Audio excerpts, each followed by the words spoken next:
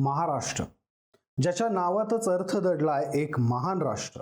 एक असं राज्य जिथल्या सुसंस्कृत राजकारणाचे दाखले देशभरात दिले जात होते. इथल्या राजकारण्यांनी देशाच्या राजकारण्यांना एका आदर्श राजकारणाचा पायंडा घालून दिला होता. यशवंतराव चव्हाणांचे किस्से आजही इथल्या मातीत जिवंत आहेत. त्यावेळी राजकारण नव्हतं का? नक्की राजकारण होतं. टीका होत नव्हत्या का? नक्की होत होत्या. पण त्याला पातळी होती, त्याला मर्यादा होती, त्याला शालीनतेचं कोंदण होतं. मात्र हल्लीच्या राजकारण्यांना या सगळ्या गोष्टींचा विसर पडलाय का? माध्यमांमध्ये फुटेज मिळवण्याच्या नादात जे काही सध्याचे राजकारणी बोलून जात आहेत, टाळ्यांच्या मोहापायी त्यांची जीभ ज्या पद्धतीनं घसरतीये, हे महाराष्ट्राच्या राजकीय इतिहासाला अजिबात शोभणारं नाहीये. हे मी सगळं आवर्जून अशासाठी सांगतोय कारण सोलापुरातून आता प्रणिती शिंदेंनी जयकुमार गोरेंना कायदेशीर नोटीस पाठवली आहे आणि तुमच्या वक्तव्याबद्दल माफी मागा, अन्यथा कायदेशीर कार्यवाहीला सामोरं जा असं ठणकावून सांगितलंय. नक्की काय आहे सगळं प्रकरण? प्रणिती शिंदेंनी जयकुमार गोरेंना माफी मागायला का लावली आहे, सगळं समजावून सांगतो पुढच्या काही मिनिटात. नमस्कार, मी शशी, तुम्ही पाहताय कट टू कट. सोलापूर. गेल्या काही कालावधीपासून सोलापूर हे राज्याच्या राजकारणात चर्चेच्या केंद्रस्थानी आलं होतं. एकेकाळी इथं काँग्रेस प्रबळ पक्ष होता, मात्र गेल्या काही वर्षांमध्ये इथं भाजपनं आपलं बस्तान बसवलं. त्यातही वेगळी आणि चर्चेतली गोष्ट म्हणजे इथं भाजपचे जुने चेहरे असताना एक बाहेरचा चेहरा सोलापुरात आणला गेला आणि सोलापूर जिल्ह्याचं त्या चेहऱ्याला पालकमंत्री केलं गेलं. तो चेहरा होता जयकुमार गोरेंचा. जयकुमार गोरेंनी सोलापुरात भाजपला अनपेक्षित यश मिळवून दिलं. जिल्हा परिषदा, महानगरपालिका, नगर परिषदा अशा स्थानिक स्वराज्य संस्थांच्या निवडणुकीत जयकुमार गोरेंनी आपला प्रभाव दाखवला.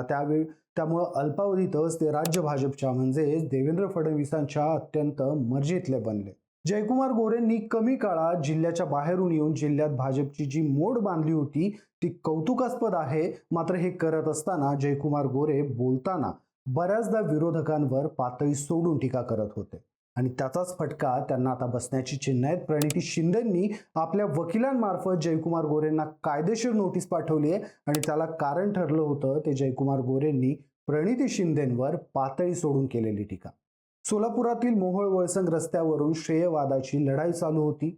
यावरून एकमेकांवर आरोप प्रत्यारोप होत होते आणि याच दरम्यान जयकुमार गोरे यांची प्रणिती शिंदेबाबत बोलताना जीभ घसरली. जयकुमार गोरे म्हणाले होते, त्या दिल्लीच्या रस्त्यांचा विचार करतात, शहराच्या आणि जिल्ह्यांच्या रस्त्यांबाबत विचार करत नाहीत. ज्या ठिकाणाहून राहुल गांधींच्या घरी चांगला रस्ता जातो त्या रस्त्याकडेच त्यांचं लक्ष असतं. यामुळे प्रणिती शिंदे चिडल्या. प्रणिती शिंदेंनी ॲडव्होकेट एसिम सरोदे, ॲडव्होकेट श्रेया आवले, ॲडव्होकेट आर्या राजभोसले यांच्या माध्यमातून जयकुमार गोरेंना त्यांच्या वक्तव्याबद्दल नोटीस पाठवली असून जयकुमार गोरेंनी खासदार प्रणिती शिंदेंची बिनशर्त सार्वजनिक माफी मागावी आणि सामाजिक माध्यमांमध्ये तसेच माध्यमामध्ये सार्वजनिक माफी प्रकाशित करावी. प्रणिती शिंदेंच्या विरुद्ध किंवा कुठल्याही सर्वसाधारणपणे महिलांविरुद्ध कोणतीही अपमानास्पद किंवा बदनामीकारक विधानं करू नयेत, अन्यथा अब्रू नुकसानीच्या दाव्याला सामोरं जावं अशा सूचना या नोटिसीत दिल्या आहेत. जयकुमार गोरेंनी पातळी सोडून प्रणिती शिंदेंवर केलेली ही काही पहिलीच टीका नव्हती. यापूर्वी देखील प्रणिती शिंदेंनी काँग्रेस कार्यकर्त्यांसाठी लिहिलेल्या ओपन लेटरवर प्रतिक्रिया देताना जयकुमार गोरे म्हणाले होते, पीछे नहीं हटे है, 50 कदम नीचे गिरे है, फिर भी टांग ऊपर है, अशी शेरेबाजी ही जयकुमार गोरेंनी केली होती. त्यानंतर डीपीडीसी निधीवरून जेव्हा प्रणिती शिंदे आणि जयकुमार गोरेंमध्ये वाद चालू होता तेव्हा देखील मध्येच पाकिस्तान घुसून जयकुमार गोरेंनी प्रणिती शिंदेंवर शेरेबाजी केलेली. त्यानंतरही सार्वजनिक कार्यक्रमात किंवा माध्यमांशी बोलताना जयकुमार गोरे हे बऱ्याचदा प्रणिती शिंदेंवर पातळी सोडून बोलत होते. त्यात भर पडते ती जयकुमार गोरेंच्या अग्रेसिव्ह टोनची. त्यामुळे जयकुमार गोरेंचं बोलणं हे कायमच वृक्ष वाटत आलं आणि त्यात जयकुमार गोरेंच्या शेलक्या विशेषणांची आणि शब्दांची आणखीन भर पडते. खरं तर सोलापूर हा एकेकाळी सुशीलकुमार शिंदेच्या अखत्यारीत राहिलेला. सुशीलकुमार शिंदे हे काँग्रेसचे. आपल्या कारकिर्दीत अगदी मुख्यमंत्री पदापासून राज्यपाल झालेले सुशीलकुमार शिंदे आपल्या संपूर्ण कार्यकाळात कधीच कोणासोबत कोणत्या वादामध्ये अडकले नाही. त्यांनी टीकाकारांना दुर्लक्षित केलं. मात्र प्रणिती शिंदेंनी जयकुमार गोरेंना नोटीस पाठवून दाखवून दिलं की मी सुशीलकुमार शिंदे नाही, मी प्रणिती शिंदे, तुमच्या प्रत्येक शब्दाचा हिशोब मी वसूल करेन. या नोटिसीला जयकुमार गोरेंकडून अद्याप तरी कोणतंच उत्तर आलेलं नाहीये. मात्र प्रणिती शिंदेच्या या एका कृतीतून भाजपच्या मुलूक मैदान तोफांना भाजपच्या वरिष्ठ नेतृत्वांकडून थोडीफार तरी आवर घातली जाईल आता, अशी अपेक्षा व्यक्त केली जाते. खरं तर जयकुमार गोरे हे काही भाजपचे एकटेच नेते नाहीयेत जे आपल्या शब्दांनी वादात सापडतात. भाजपची अख्खीच्या अख्खी एक फळी ही कायम वादात असते. मग त्या जयकुमार गोरे असतील किंवा गोपीचंद पडळकर असतील किंवा इतर वक्ते असतील, त्यांनी कुणावर टिप्पणी केली आणि त्यातून वाद झाला नाही असे शक्यच नाही. तुर्तास आता तरी प्रणिती शिंदेच्या नोटिसीला जयकुमार गोरे काय उत्तर देतात याची उत्सुकता आहे. पण या निमित्तानं मला देशाच्या राजकारणातली 2 उदाहरणं आवर्जून सांगावीशी वाटतील. त्यातलं पहिलं आहे महाराष्ट्रातील यशवंतराव चव्हाणांच्या बाबतीत. निपुत्रिक यशवंतरावांच्या हातात महाराष्ट्राची धुरा, असा मथळ्याचा अग्रलेख आचार्य अत्रेंनी यशवंतराव चव्हाणांच्या विरोधात लिहिला होता. अतिशय वैयक्तिक पातळीवर जाऊन अत्रेंनी यशवंतरावांवर टीका केलेली. सुसंस्कृत महाराष्ट्राला ही टीका त्यावेळी पटली नव्हती. अगदी यशवंतरावांच्या विरोधकांनी देखील अत्रेंनी केलेल्या टीकेची निंदा केली होती. यशवंतरावांनी अग्रलेख वाचल्यानंतर दुसऱ्या दिवशी कुठलाही आक्रस्ताळेपणा न करता शांतपणे प्र.के. अत्र्यांना फोन केला आणि त्यांना म्हटलं, अत्रे साहेब, तुम्ही लिहिलं की मी निपुत्रिक आहे, पण मी निपुत्रिक नाही. तुम्हाला म्हणून सांगतो, चले जाव चळवळ सुरू होती तेव्हा पोलिसांनी आमच्या घरावर धाड टाकली. त्यावेळी माझी पत्नी वेणू गरोदर होती. मी पोलिसांच्या हाताला लागलो नाही, पण त्यांनी माझ्या पत्नीला त्रास दिला. माझा राग त्यांनी माझ्या पत्नीवर काढला. माझ्या गरोदर पत्नीच्या पोटावर त्यांनी काठी मारली. त्यामुळे तिचा गर्भ पडला आणि गर्भाशयाला मोठी दुखापत झाली.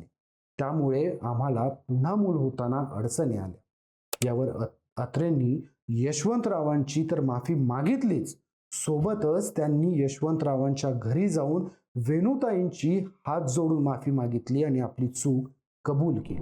त्यानंतर दुसरं उदाहरण आहे ते जयकुमार गोरे ज्या भाजपमधून येतात त्या भाजपचं. एकेकाळी याच भाजपचे अटल बिहारी वाजपेयी, सुषमा स्वराज, प्रमोद महाजन अशा नेत्यांची संसदेमधली भाषणं ऐकायला विरोधी पक्षातले लोक देखील आवर्जून थांबत आणि भाजपचे वैचारिक विरोधक देखील टीव्हीवर या लोकांना ऐकण्याची वाट बघत. कारण संसदेमध्ये या लोकांनी कधीच एकमेकांवर पातळी सोडून टीका केली नाही. समोरचा विरोधक आहे म्हणून त्याच्यावर शेरेबाजी केली नाही. किंबहुना एकदा लालू प्रसाद यादव अटल बिहारी वाजपेयींना संसदेत म्हणाले होते की अटलजी, नेहरूजी तुम्हाला म्हणालेले तुम्ही एकदा पंतप्रधान व्हा. तुम्ही एकदा नाही 2 वेळा पंतप्रधान झाला. अब तो जान छोड़ दो इस देश की.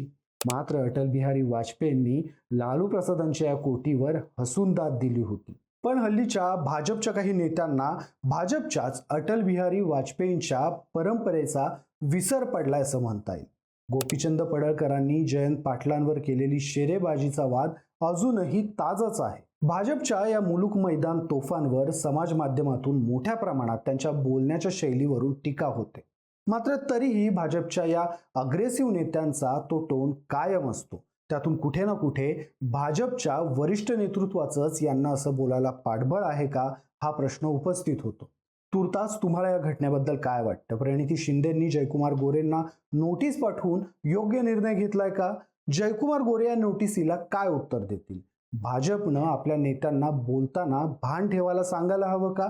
तुमची मतं मला कमेंटमध्ये आवर्जून सांगा. व्हिडिओ आवडला असेल तर व्हिडिओला लाईक करा, शेअर करा आणि कट टू कटला सबस्क्राईब करायला विसरू नका.